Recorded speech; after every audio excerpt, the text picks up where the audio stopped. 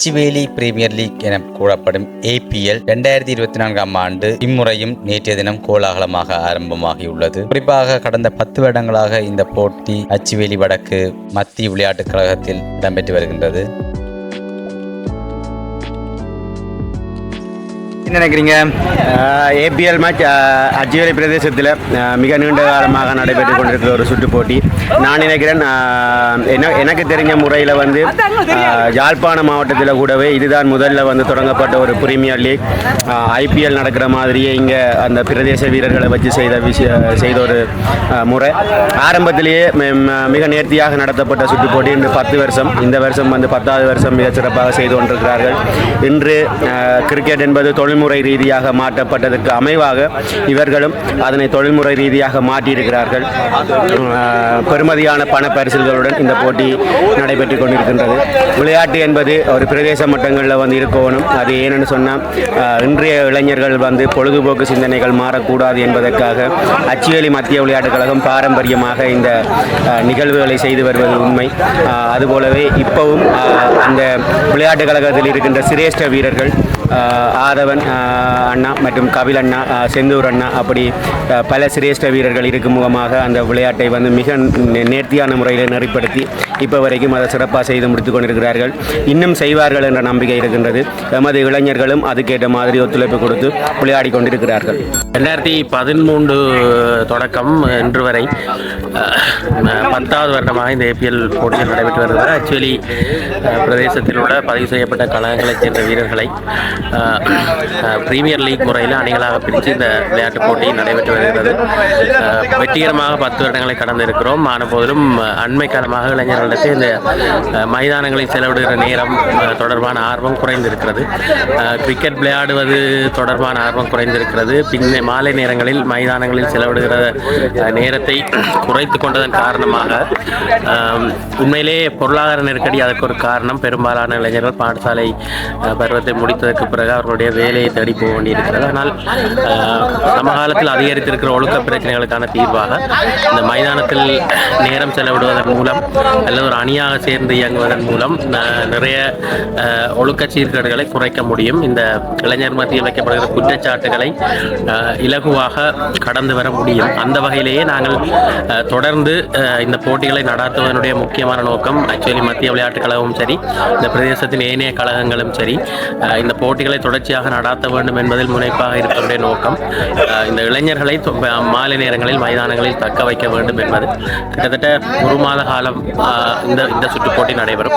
இதேபோல ஏனைய கழகங்களுடைய சுற்றுப் போட்டிகளும் இந்த காலத்தில், இந்த கோடை காலத்தில் பெரும்பாலான சுற்றுப் போட்டிகள் கழகங்கள் நடத்துவது வழக்கம். இதில் நான் முக்கியமாக குறிப்பிட வேண்டிய விடயம், இந்த பிராந்தியத்தில் இருக்கிற ஏனைய கிரிக்கெட் விளையாடுகிற கழகங்கள் தங்களுடைய வீரர்களை இந்த போட்டிகளுக்கு அனுப்பி உரிமையாளர்கள், அணி உரிமையாளர்கள் இதற்காக ஒரு குறிப்பிட்ட தொகை பணத்தை செலவிடுகிறார்கள். கிட்டத்தட்ட இந்த போட்டி சுற்றி போட்டி தொடர்புடைய பரிசு பண மடங்களாக இந்த சுற்றுப் போட்டி தொடர்புடைய மதிப்பு 20 தொடக்கம் 22 லட்சம் வரை ஆகிறது.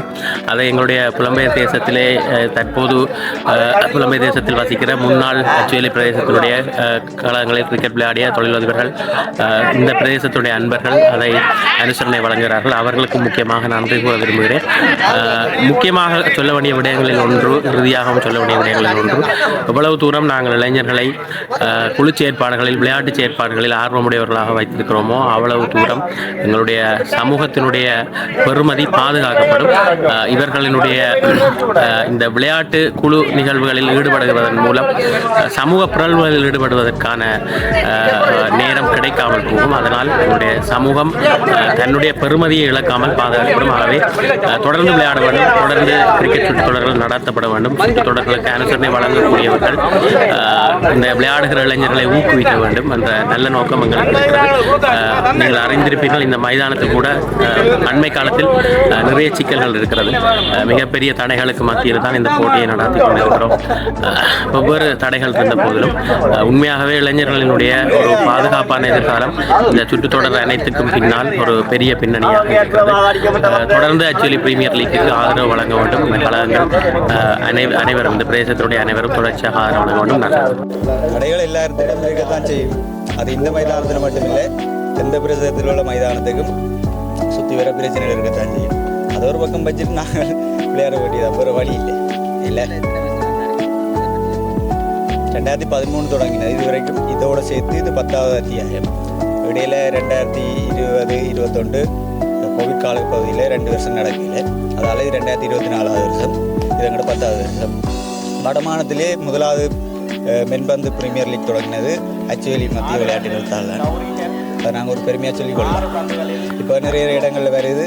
இது ஒரு நல்ல விஷயம். என்னென்னு சொன்னால் சில டீமில் விளையாடுறதுக்கு சான்ஸ் கிடைக்காத நிறைய பேர் பிளேயர்ஸ் இருக்கலாம். இதால் ஒரு 10 டீம் எடுக்க அது ஒரு டீமிலையும் புரிஞ்சு போய் நிறைய பிளேயர்ஸோட கலந்தும் விளையாடக்கூடிய வாய்ப்பு இருக்கும். ஆனால் இந்த ஒரு 2 வருஷமாக 5 டீம் தான் இந்த ஐபிஎல்ல விளையாடுது. இது கொஞ்சம் ஒரு கவலைக்குரிய விஷயம்தான். எதிர்வரும் காலங்களில் அப்படி நடக்குமா இருந்தால் வேறு சில உரிமையாளர்களும் அணியை அதிகப்படுத்தும் விதத்தில் நிறைய வீரர்களுக்கு வாய்ப்பாக அமையும். எங்களுக்கு ஏபிஎல் வந்தாலே பெரிய கொண்டாட்டம் மகிழ்ச்சி.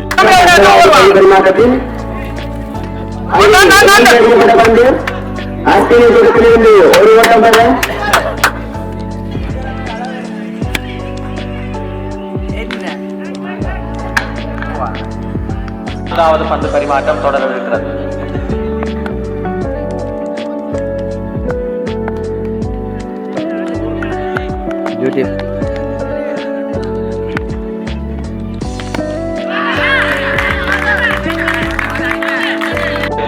முரட்டு காளைகள் அணி 28 ஓட்டங்களை பெற்றிருக்கிறார்கள். 1 விக்கெட் இழப்புக்கு. ஆட்டம் இழந்தவர் டேனியல் சஞ்சய் என்று அழைக்கப்படும் உதயபாஸ்கரன் பிரதீவன்.